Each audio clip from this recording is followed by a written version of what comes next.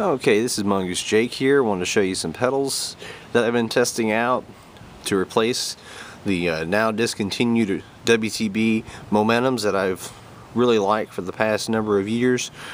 First off, I've got here showing you the Origin8 Proform ULs.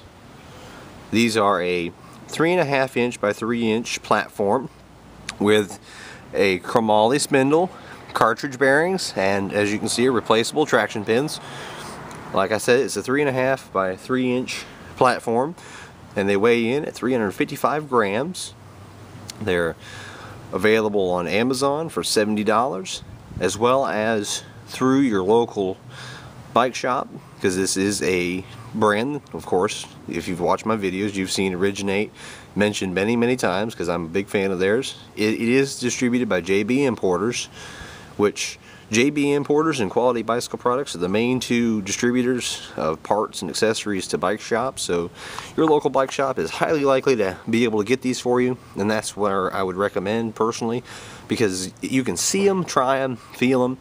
It is a smaller platform, but still quite large enough to be a good trail bike pedal. Wouldn't put them on a downhill bike necessarily, but for a trail bike, these are perfect. Since I have used clipless pedals before, but I just never took to them because I came from a free ride and downhill background, and I just prefer the freedom of a flat pedal, which is, you know, a personal preference. If you love clipless, go for it. If you don't, these are a great option. It's a high-end pedal. These are light, lots of traction, and I'll show you here by turning it. They do have a 18mm profile, which is on the thin side, not the thinnest. Of course, if you've seen some of these bearingless pedals that are out now, they are thinner, but these turn very smooth. These are so smooth that that's my one question. I haven't tested any of the bearingless, so I can't, you know, discount the fact that they may be just as smooth, but it's hard to imagine because these cartridge bearings are buttery smooth. And this is a pedal that I am a huge fan of, and I will use. It so far has been durable. I've been using it for the past month before I decided to put my words in a video for you. But I'm going to move on to show you another Origin8 pedal I've been trying out. This is the Origin8 Proform Ultralight Fiber. Of course, that's the Origin8 Proform UL.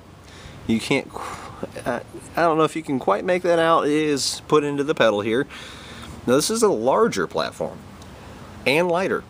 It's a 4 3/4 inch by 4 inch wide platform. So it's got a good inch wider in both respects versus the Proform UL alloys. And it is also 30 grams lighter. That's not a huge amount, but also a little bit thinner.